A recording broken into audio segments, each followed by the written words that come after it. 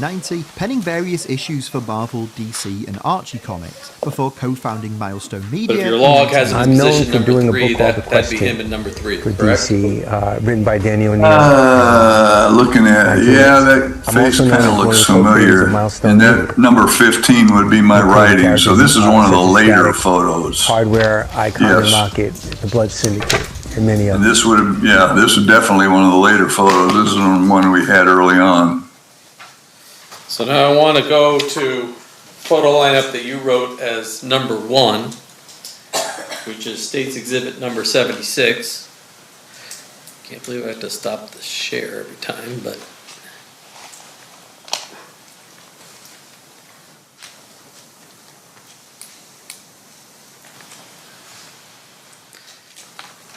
I'm going to zoom in here on number 2 and then share it with you here.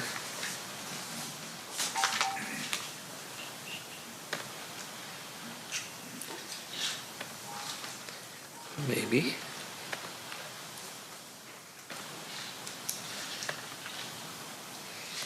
The person there in number 2, that appears to be DeAndre Smith, correct? Yes, that's probably an early photo because what I'm looking at, I think, is probably, I don't know if those were California DMV photos or what, because from what I recall, we had to cut the pictures out because the backgrounds were all different colors and we were trying not to make different colors on the photo lineup so we didn't come into conflict down the road with anybody. I think Mr. Sanford would agree. If you have a yellow, red, blue, that causes issues. So that's why we did this. And this is all we had that was available at the time. So I want to roll down here. The weird thing about this record is Number 6 didn't have a name. number 6 didn't have a name, but also number 2, even though it's a picture of DeAndre Smith, the record you have written is Andre Norton. Is that possibly an AKA for Mr. Smith? Probably. We're talking what, 97? Yeah. Andre Norton. I'd have to look at his rap sheet. I don't know.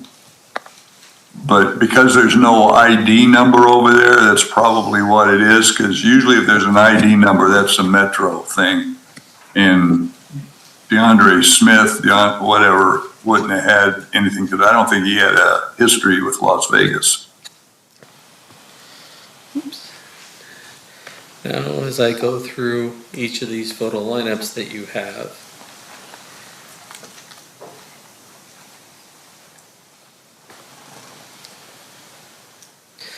let's go to number 2, which is States Exhibit number 77. And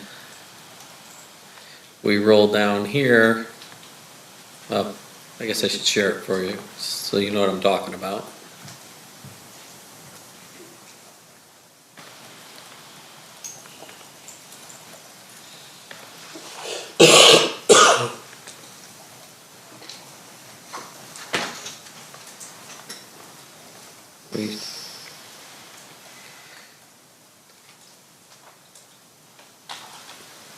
We roll down here, and position number 3 is Orlando Anderson. Is that right? Okay, you're right. And position number 3 is Orlando. Yes, that's Orlando. He had a pretty recognizable face. And again, that would have been a similar deal where the backgrounds were all different colors, so that's why we had to cut him out.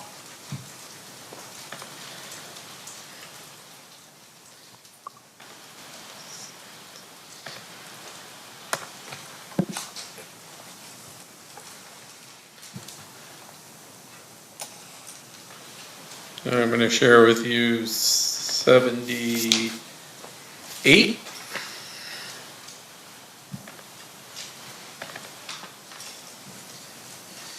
And then show you down at the bottom.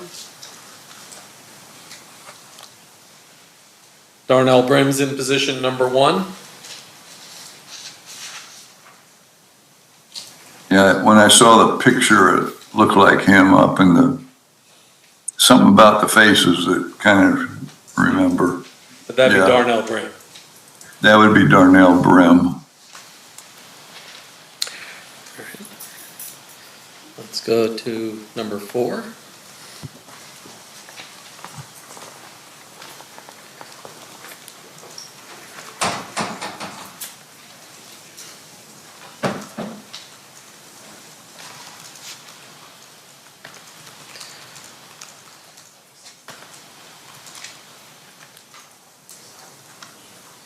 And if we roll down here,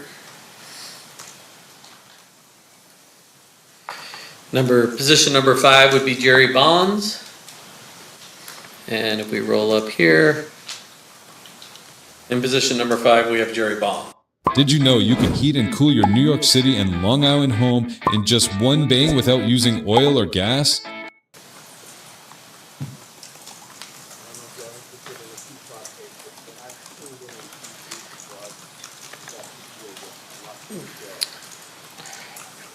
Number 5, we roll down to the bottom, which is State's Exhibit number 80. That's Davion Brooks, yeah. Davion Brooks in position number 5, and if we roll up here, that's Davion Brooks in position number 5. Yeah, And that's the potentially young kid, based upon what Ufula said, that caused you guys to do the pen and all those other things. he's the guy who did the pen register on, yes. Number 6. Oops. And this will be State's Exhibit number 81. I gotta share it with you.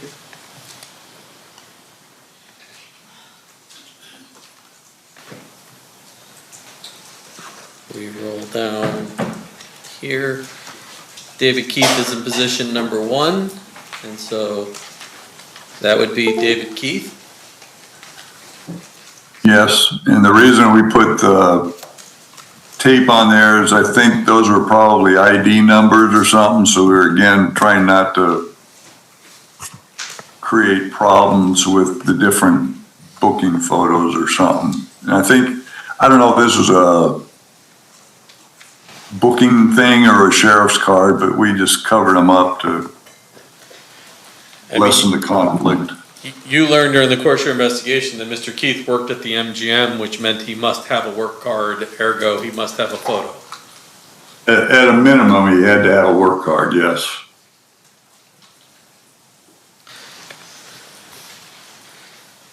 Hold the next one. Oops.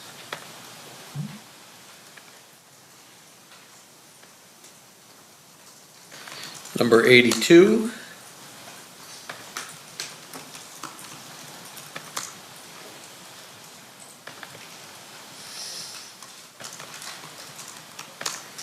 There we go. We roll down to 82, and in spot number 5 is Kevin Davis. Kevin Davis, yeah. And number 5 is a photograph of Kevin Davis. Okay, yes.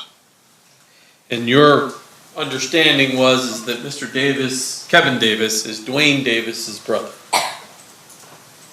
I think that's what it was. I knew he was a relative, but for some reason I thought they were brothers.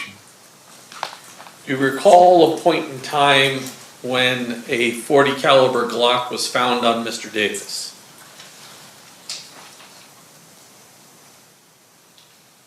I don't remember if it was on him.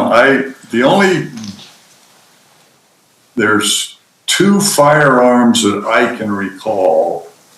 I know that Mike Coet from the LA County Sheriff's Office had a firearm. If that was on him, then that would be it.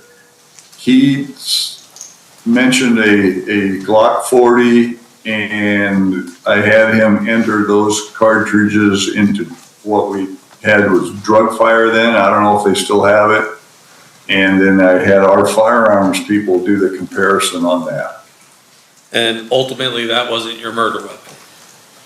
The firearms examiner said it was not the weapon. And so, drug fire, which is, I think, the jury will hear later, is now is now called NIBIN, but DrugFire was a way for photographs of casings to be put into a computer, and then somebody somewhere else could check casings that were found and see if they matched the same gun, casing to casing. Yeah, I want to pause for a second. Did y'all notice that he never answered the question if they found the gun on him? It kind of just straight away, I'm not sure, and then started answering that there's 2 guns that was recovered. They never said from whom. forensics guys that do all those firearms things, they know how to do all that stuff. All I know is if I get the information, I ask the people to enter it in to DrugFire at the time, and then those firearms people know what to do. I depend on them. That's what these organizations do. It's always the next organization. Yep, look, I handed it to them. Whatever they did, that's dumb because they know a lot of sneaky stuff be going on. So they want to make sure they sign off on something. Hey, it's out of my hand. I signed off on it. So and so have it in their possession. Okay. Same with OJ's Bronco. So we only got 2 more here.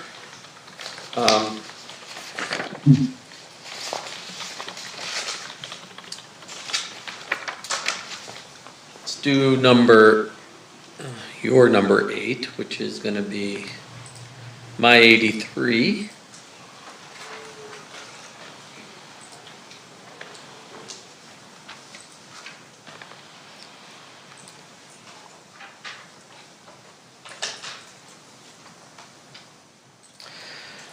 In position number 2 is Terry Brown. Terry Brown. You see that right there? It says Terry Brown. I don't see the photo lineup yet. I just see the lineup record. Yeah. Evans. Terry Brown would be in position number 2, correct? Yeah, he's going to be in number 2. Okay. And I don't, oh, there he is. And Yeah. Photo number 2 is Terrence Brown. That's the old photo, yes. And then the last record I have for you, Detective.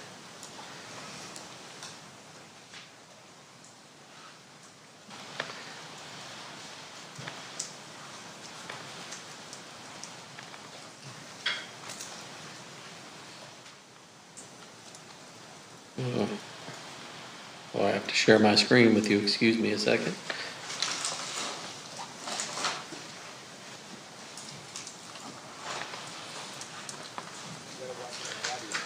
State's Exhibit number 84. You have Corey Edwards in position 3. Okay. And when we roll up here to position number 3, that'd be Corey Edwards. Yeah, does he always have that beard? I don't remember.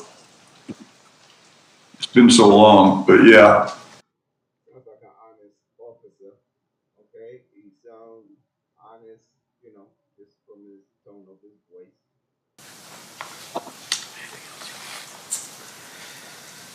Now, when you showed Mr. Alexander these photo lineups, was he able to pick anybody out? He said he could not. And do you know where Mr. Alexander is today? From what I was told, he committed suicide, so he's deceased. Did you attempt to show those photo lineups? If y'all do some research on this, it seems like everybody that's involved with this case is dead. A few of them committed suicide, a few of them got caught in some shooting. Is it coincidence? I don't know. To Malcolm Greenridge. I think it was the next day, because what started this was a newspaper article. So we went and met Malcolm with Reggie Wright Jr. And I think I learned later, because there was a report, that there's some other guy came with him. We met them at the Compton Police Department, and we sat down with Malcolm and we offered to show him these photo lineups. And Malcolm said he never wanted to see the lineups because he said he could never identify anybody. So basically, he declined to look at the photo lineups. You mentioned a news story. What Now,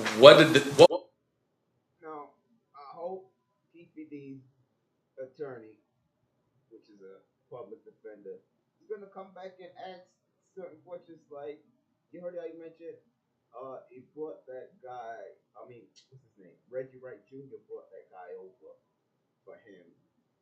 to him. Reggie Wright Jr. is involved in every little increment of what's involved in this case, especially bringing witnesses and stuff to testify. Strange, one of the outlaws, you know, from Pop Group Pyramid, one of the mothers was like, or a couple of us like, we're disappointed that Reggie Wright Jr. just took our boys to police station a couple weeks later and Reggie was like close with us, like, why would he call and say, hey, they need to testify? He just brought them and had them make statements and sign things. It's crazy. Reggie's involved with this deep. What was in the news story that caused you to think you should go probably talk to Mr. Greenwich? There's a reporter named Chuck Phillips that was working for the LA Times at the time that was, well, that's my opinion. Anyhow, Chuck Phillips was writing an article claiming that there were two witnesses that the Metropolitan Police Department were refusing to talk to, Frank Alexander and Malcolm Greenidge. When we got a hold of Frank Alexander and Malcolm Greenidge, they both stated that the words that Chuck Phillips used were not their words, that they had never said those words, and that Malcolm Greenidge said he said he could never identify anybody, so he had no reason to look at the photo lineups. Frank Alexander basically said the same thing, that the story was not the way he had told it. Now, you were a homicide detective in Las Vegas, Nevada, Clark County, right? Correct. This crime appears to have come from Compton and returned shortly thereafter to Compton, right? All the witnesses, everything is there, correct? Everybody that is related to this crime that we know of is coming from California, yes. And so, are you a peace officer in California? You got the same powers you have here in Las Vegas? No. And how many times did you trip to California, generally, in an effort to talk to people about this particular case? We made 10 to 12 trips to California. Not all of those trips were with law enforcement because there came a time where we weren't necessarily wanting to deal with law enforcement. So we went down there that many times to try and to contact different people. In fact, every time we went to California, we tried to contact Death Row Records, but got the runaround, so. So ultimately, were you left with any avenue to further your investigation?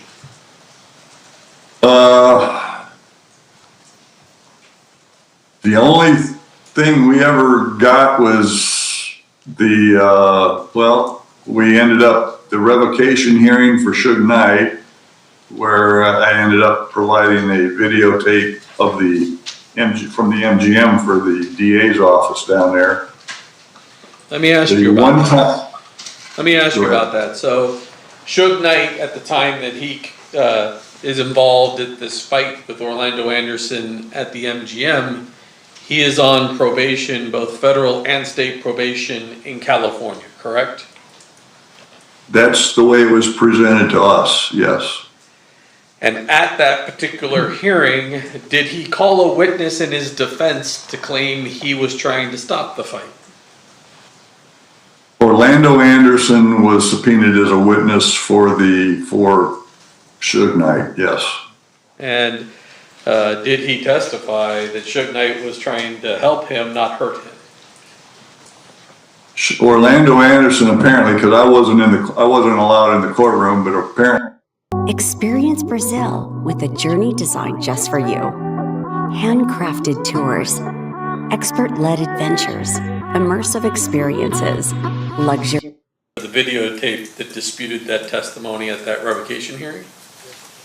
Because I had talked to Orlando Anderson in Compton the day of the search warrants, and he told me differently, I was there as an impeachment witness in case Orlando decided to tell the story that he did tell. And I testified that Orlando told me otherwise, that Suge Knight and Tupac had basically beat him down pretty good. Thank you, sir. Judge, I pass the witness. All right, cross-examination, Mr. Sant. Detective Becker, can you hear me? Yes, sir. I just need to follow up with a couple things. Let me start off with this. So you talked a little bit about your powers as a police officer in Nevada. And you had mentioned that those police powers end at the border of Nevada. Is that what I heard before? Yeah, our basic law enforcement powers are within Nevada. And as a result, what that means is when you enter into another state, you're technically not a police officer per se. I mean, you are a police officer, but you don't have a jurisdiction. Is that how you would frame it? Correct. If we were, say, to want to arrest someone in another state, I mean, you could have someone arrest them, but you'd have to go through an extradition proceeding to bring someone over to Nevada. And that takes time. It's not like you can just go grab a guy and bring him back to Nevada. Right. Now, in terms of your work here on this case, I just wanted to make sure that I was clear on a couple things. We went through a lot of photo lineups, right? Correct. And you'd referenced to me a little bit about the photo lineups, and fair to say, of course, you know, as a defense attorney, you want to make sure that each photo lineup does not suggest the answer to the question, right? Correct. So back in those days, you're cutting pictures, you're actually cutting photographs out and just pasting them in such a way to try to eliminate backgrounds and so forth, so that the person that's looking at the photo lineup won't be suggested as to what the answer is. That's what our attempt was, yes, sir. Now, just for the jury's edification, when someone is being shown a photo lineup, they're in a room, they see the photo lineup, and then at that point, you wait for them to respond and see which one of the 6 people in there they recognize, right? Well, you'd show the lineup and ask them if they recognize anybody in the lineup. You don't say who in this lineup, you know, do you recognize? You just say, do you recognize anybody in the lineup? Right, and the reason why you ask that question that way is you do not want to suggest an answer to your question.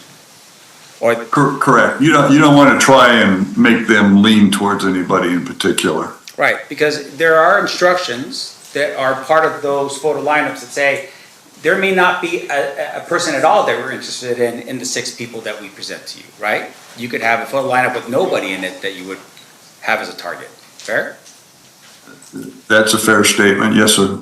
Now, in this particular regard, once a person sees who that person believes to be somebody associated with whatever investigation you're looking at, they typically would circle the picture and maybe put down a percentage of how sure they are of that person being the person that's involved in something. Is that how that works? Yeah, typically what I would do anyhow is I'd have them initial the back of the photograph, the particular photograph of the person. Right. And if there was a percentage, yeah, I would have them put that on there, say at 80%, 60%, whatever that is, you know, or 100%, whichever. Now, of course, during this time period, as you are putting together these photo lineups, the majority of the individuals that the state identified in each photo lineup are people that are associated with Southside Crips. Would that be an accurate description? I believe everybody was, I don't remember, was Roger Williams one of them? Because he's not a Crip. He's a Piru or mob guy, so he's a Blood. I think But everybody else was a Crip, yes. Right, and so because you were under the premise that there was a gang war that the Southside Crips had actually shot at Tupac and Suge Knight because they were pirate blood, and so you were identifying just Southside Crips and putting them into photo lineups. Is that how that worked? Yeah, we were using Crips because that was the information. Again, we were basing a lot of things off the information we were getting from Compton. Right, and even so, even as you're receiving this information from Compton, even as you sit here right now, sir, you weren't comfortable necessarily with all of the information you were receiving from Compton, right? We weren't comfortable with certain things in Compton, yes. For instance, the way they were conducting their business as law enforcement in Compton was not the way you would recommend or know that Metro would do here in Las Vegas, fair? We witnessed a couple of interview techniques that we weren't comfortable with, yes. Yes, sir. Now, in addition, as you are having these photo lineups, did these photo lineups ever go to anyone back in Las Vegas? For instance, we've heard some testimony from some females that were in a vehicle, some other people maybe that would have been at the scene. Were those photo lineups ever shown to anyone that was, like the girls in the Sebring or anything like that? That's where I'm wondering, I think there was 5 photos later on that are shown, not the original 10. I don't remember the exact number, but there are 5 later photos. And I think I mentioned it during my earlier testimony that we sent, I believe, someone in LAPD. And I know that of the 4 girls in the Sebring, I only think 1 or 2 said they were willing to look at the photo lineups. And I think photo lineups were sent to LA so they could show them to those.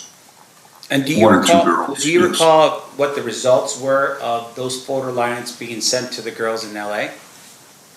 I don't believe they identified anybody. And fair to say that in this particular regard, the photo lineup that shows Terrence Brown, no one, as far as you know, no one identified Terrence Brown as being in a vehicle, even in Las Vegas on September 7th, 1996.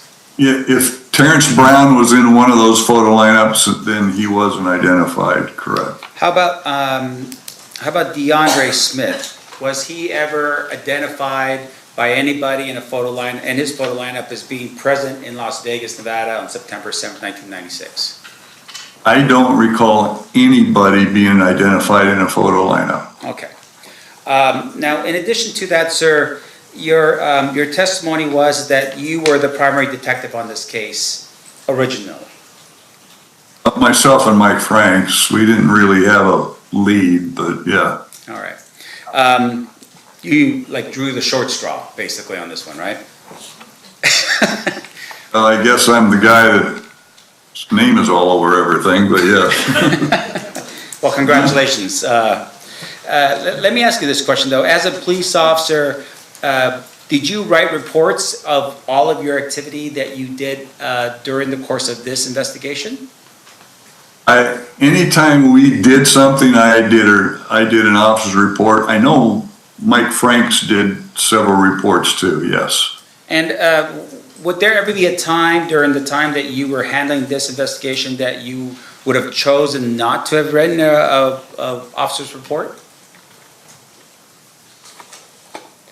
Not that I can think of. Okay. No. If we'd have had a trip, especially any trip we did out of state, anything where we went out and did anything, I'd have done an officer's report. Back in the day, apparently they do things a little different. Even if it was a 1 paragrapher, we did officer's reports. And as far as you know, based upon your knowledge of what happened to your file after you left, is the file complete in terms of your reports and what you did in this case? I left, it was, yes. Is it now? I don't know. I've never seen the case file, so I don't know what it looks like now. I've heard rumors. Now, the district attorney's office had forwarded over to you some documents to help you with your preparation for testimony here today, right? Correct. Were those documents all of the officers' reports that you wrote while you were on this investigation? No. Now, in addition to that, sir, you had testified a little bit about the Luxor, I think. You had mentioned something about there was some information that Tupac and Suge Knight had both had rooms at the Luxor. Is that correct? That's the information we had, yes, sir. Okay. In addition to that, was there any video that was captured of the vehicles that had gone to the Luxor to pick up Tupac while he was at the Luxor? I don't remember a specific video of the vehicles. I mean, there was hearsay of vehicles, but I don't remember specific videos. Now, Off the top of my head, I don't. No. right, and because you were the lead detective, of course, you're accumulating all of the information that's being gathered, sometimes from other police officers in furtherance of your investigation, right? Yeah, if it's given to me, yes, and it's put into the case file, yes. Right, and so with regards to the Luxor incident, you learned and you had put into your officer's report that Tupac Shakur was picked up with some people, looks like around 10 o'clock at the ballet. Do you recall that? And I don't think I did an officer's report reference the ballet, no. I have a document here, looks like your Okay. signature is at the bottom as the officer. If you could show it to me, like I said, I've seen. Find your rhythm at Quintet, an iconic collection of 5 residential properties in Manhattan's vibrant East. Show it to me, I'd be happy. And Do you want me to run it over for you right now? yeah, if you could Kidding, show I'm it to kidding. me. Let me do it. I just don't this. recall it. Now, I believe that we had submitted some documents for your review as well. Do you recall the documents Right. that we reviewed?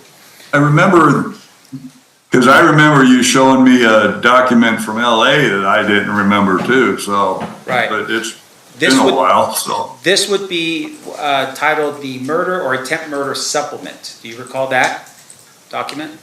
Okay, wait a minute, is this the report with Beard on it? Correct, that's right. Oh, okay, that report. Now I remember that report, yes. And I apologize if I wasn't clear enough. But- Okay, I remember that report, yes. And in that report, for instance, there was a discussion about the number of vehicles that had pulled up to pick up Tupac. And one of the vehicles that was there was a Cadillac that was white with 4 black males in it. Do you recall that? Correct. Okay, so the way we're looking at it right now is Tupac comes out of the Luxor, he gets picked up in a long caravan of cars, and the last car is a white Cadillac with 4 black males in it. Right? Correct. Okay. And that's based upon your investigation. Correct. Now, in addition to that, we talked a little bit about the pen registers. Can you explain? Hold up. Is he saying the white Cadillac was with their entourage? That is deep. That is deep if that's where he's going with. I mean, I would have attacked him with some other issues earlier. It's not like he would work with prosecution, but I like to hear where he's going with that. Explain to the jury what a pen register is. Pen register isn't the same as a pen register is more or less, you're getting a number and you're more or less recording those numbers.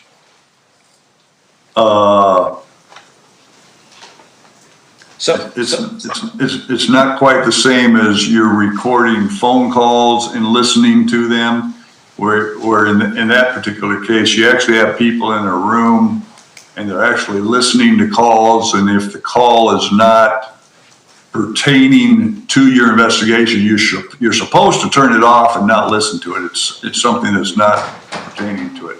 And that a pen register is more or less information to record calls. It's a tool to assist you in your investigation if it turns out to be something that's valuable. That was the intent.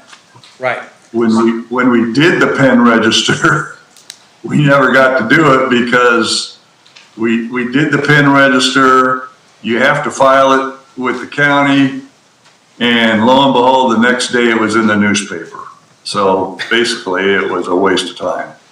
Well, I mean, for instance, the pen register would be, you would target someone's phone number, right? And so the. Correct. That was the intent. And the pen register would record the numbers that were either going to that phone number or that phone number making phone calls out of that to other phone numbers.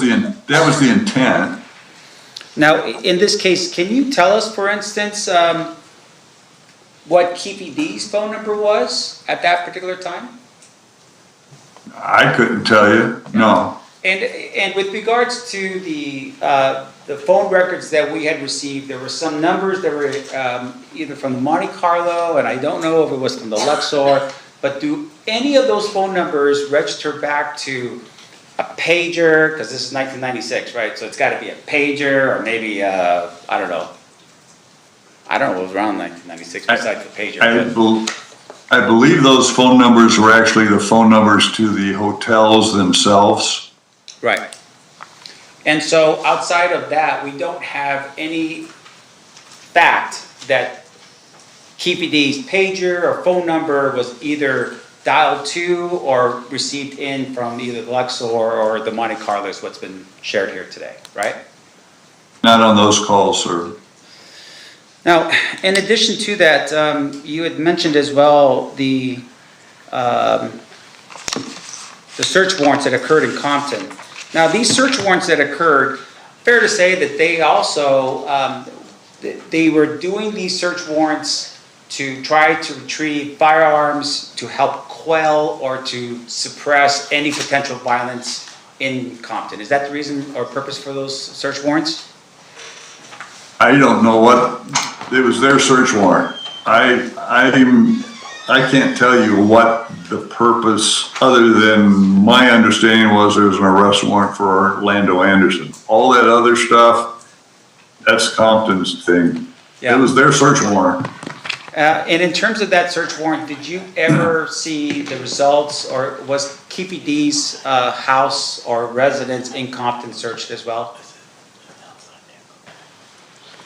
I don't remember. I'd have to, the return had so much information on there, I'd have to sit there and look at it again. I just don't remember right off the top of my head if Keefe D's house was on that return or not.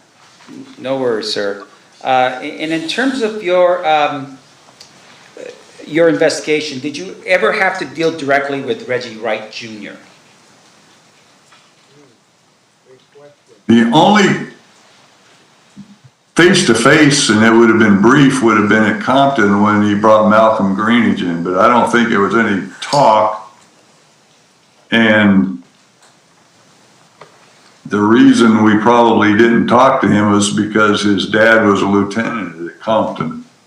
And what did that mean to you as to why you wouldn't talk to him because his dad was a lieutenant? Right, wrong, or indifferent, our feeling was, well, if your dad's a Compton lieutenant and you're the head of Death Row Records security, I just have a problem with the communications line there. Maybe I'm being distrustful on that. I just worry about what's being said between the two parties. Were you aware during the course of your investigation that Reggie Wright Jr. instructed his people to lie to you?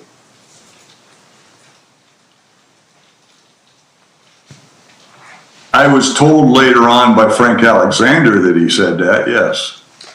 In addition to that, we had talked a little bit about the video footage that was captured at the MGM. Did you at any point when you looked at that video footage observe or see Dwayne Davis, Keefe D in that surveillance video? No.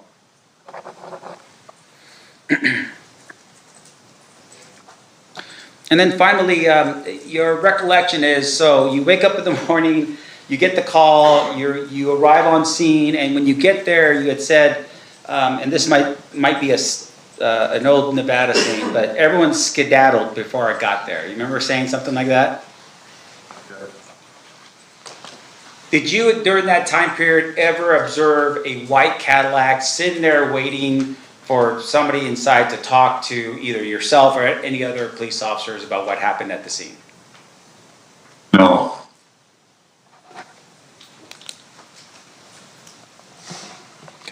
And then finally, you had mentioned a little bit about Suge Knight, and you had said that you believed that he was timid or afraid when he showed up with 3 attorneys to talk to you. Yeah, I think he was rather timid, yes. Sure. And it would be fair to say, of course, that you don't know why he was timid, right? I mean, he's walking in with 3 attorneys. I mean, is he worried that he's going to get caught doing something wrong, or is he there because he's worried about something else? You don't know, right? I don't know why he was. It's just I'm sitting there thinking, one, why is a victim showing up with 3 attorneys? That was just an odd thing to me. Right.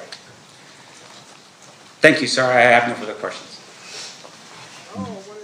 Any redirect, Mr. Duckman? Okay.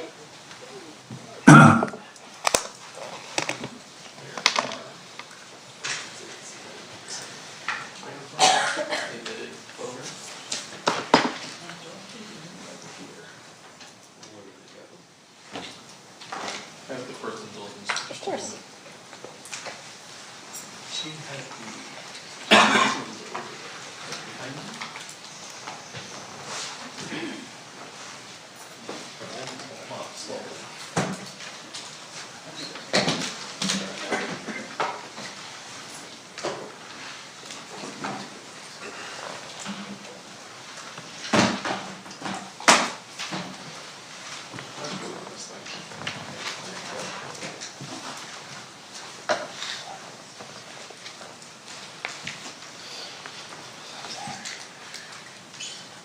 All right, Detective. I'm going to jump in here just a little bit with you. Hold on one second while I get ready so that we can share some screens here.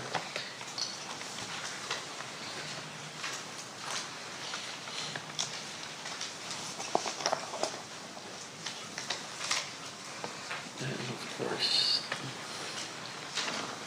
now I can't get that thing to come up so I can share the screen because this is in the way.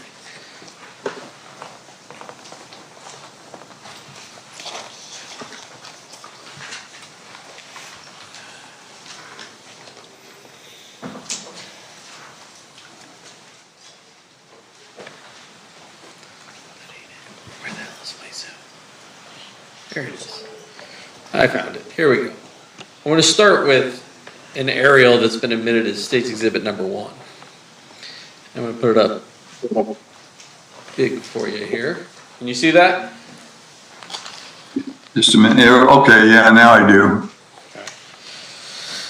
So, your understanding is that Suge and the entourage were coming down this way, westbound on Flamingo towards the 662 Club. Yeah, Flamingo towards Cobalt, yes. And after the shooting, what's your understanding is what Mr. Suge... Did you say westbound or eastbound? I'm sorry, they were heading eastbound towards the 662, correct? Correct. What's your understanding as to what Suge and the majority of that entourage do after the shooting? My understanding is once the shooting happened, they made a U-turn, went westbound on Flamingo, southbound on the boulevard, Las Vegas Boulevard, and came to a stop. If that red dot is at Las Vegas Boulevard and Harmon, that's where they came to a stop. And it wasn't... Your next breakdown could cost thousands. Unless you have Endurance. I will never pay for covered car repairs again. Endurance covers your car's most expensive repairs. And your rate stays the same no matter how many claims you file. I've saved thousands and thousands of dollars. Right now, you can get $300 off any plan, plus a year of elite benefits, a $2,000 value free, all backed by a 30-day money-back guarantee. Go online or call 1-855-941-2856 for a free quote.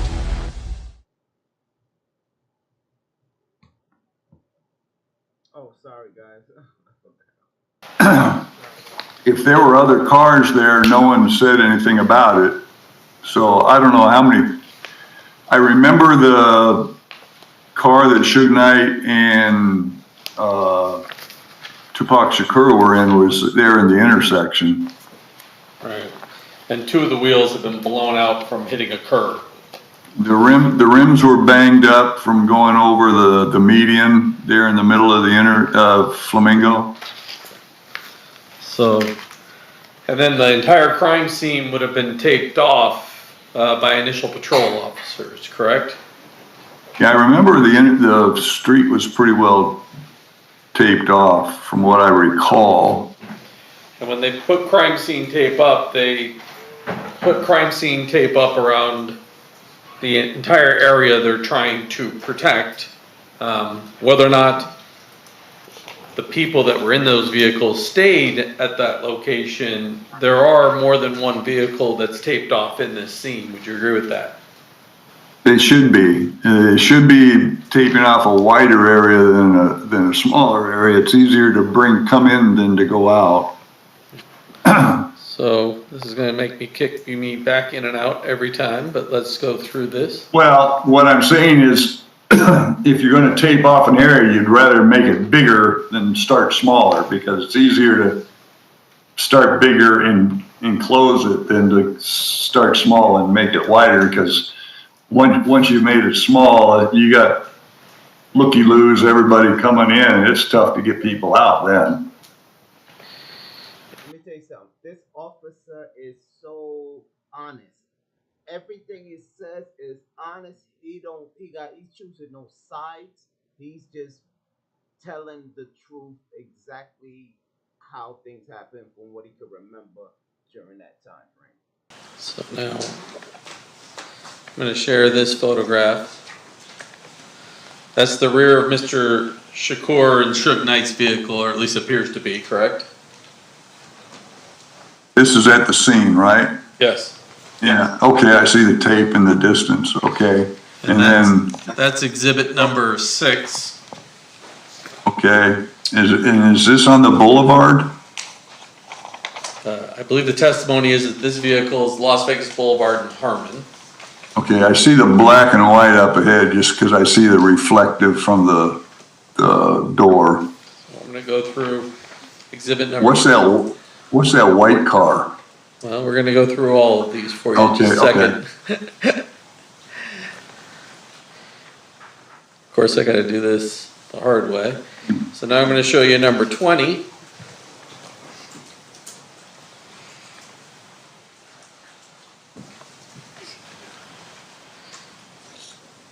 Give me a second. I don't know why this thing won't roll up for me when it's photographs.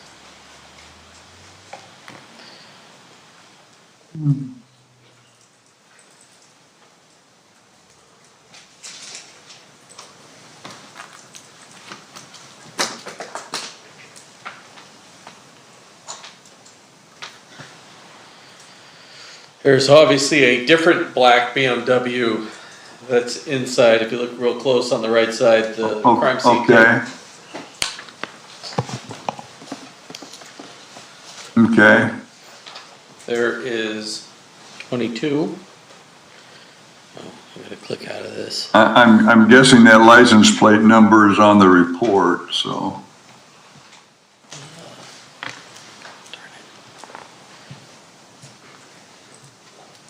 You just click through. That's 23.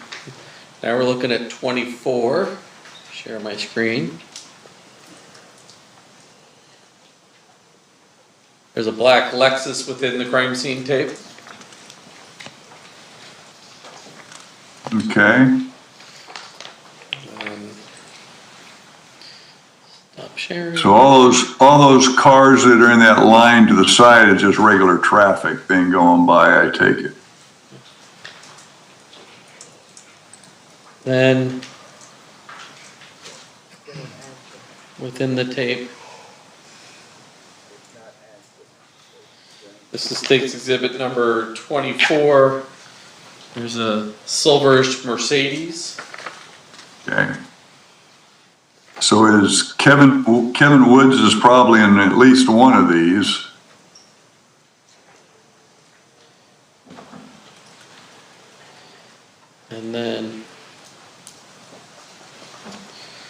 26. Share 26. Also in the tape, there's white. I think if you zoom in really close down here, which I don't know if I can do on here. But Yeah. oh, I can do this. There you go. And it's probably the license, it's a Dodge Avenger. Dodge Avenger, okay, and the license plate number.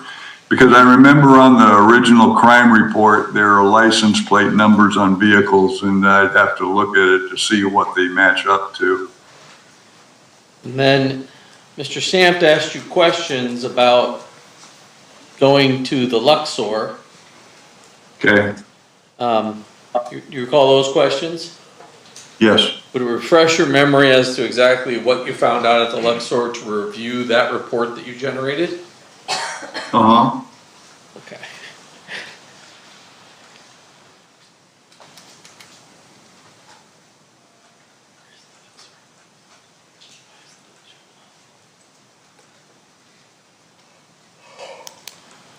There we go. Why is it not coming up?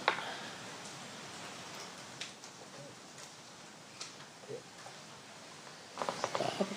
Share this one more time. Let's see if this works. There we go. All right. All right, here we go. Right, Brian Beard, yeah, okay. So the beginning is just sort of a little paragraph that you wrote about what the investigation is about. That's just a very brief synopsis about what happened the night of the shooting, yes. Now, you indicated you talked to Brian Beard, who was working security at the Luxor. Correct. At about 10 p.m., he saw Mr. Shakur with a large group of people at the valet. Shakur and his group entered numerous vehicles and drove onto Las Vegas Boulevard around 10:30. Right. Beard recalls a black two-door Mercedes, a dark-colored Hummer, a two-tone van, and a black four-door Mercedes or BMW in the entourage. Yeah, and the Hummer was supposed to be MC Hammer. I remember that. Okay.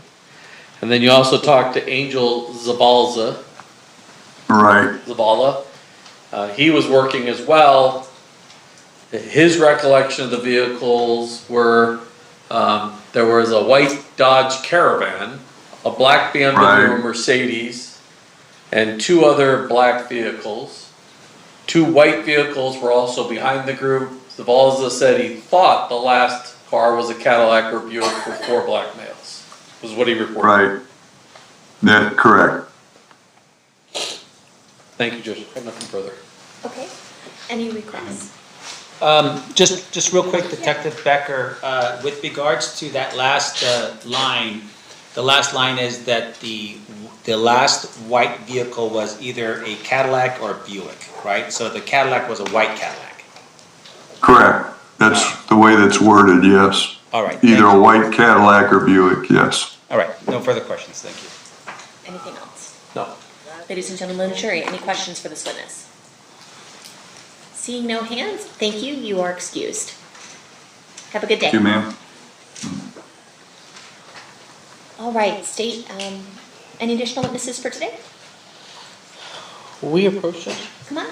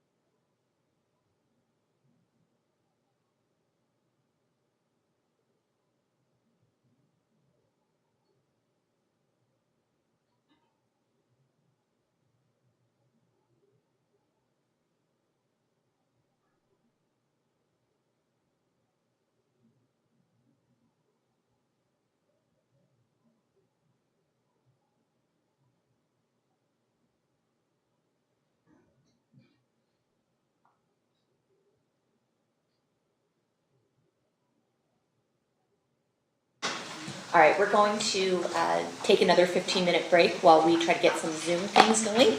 During this recess, you are admonished not to talk or converse amongst yourselves or with anyone else on any subject connected to the trial, or read, watch, or listen to any report or commentary on the trial of any person connected with this case by any medium of information, including without limitation, newspaper, television, the internet, and radio, or form or express any opinion on any subject connected with the trial until it is submitted to you. We'll see you guys back 3:30. Please rise for the jury.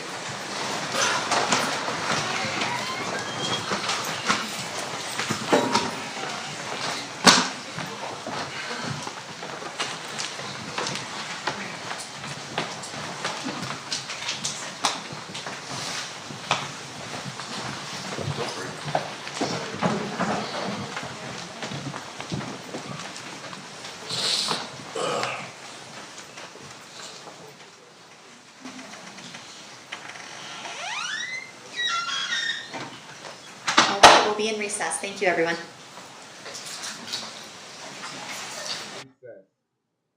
All right, guys. I will be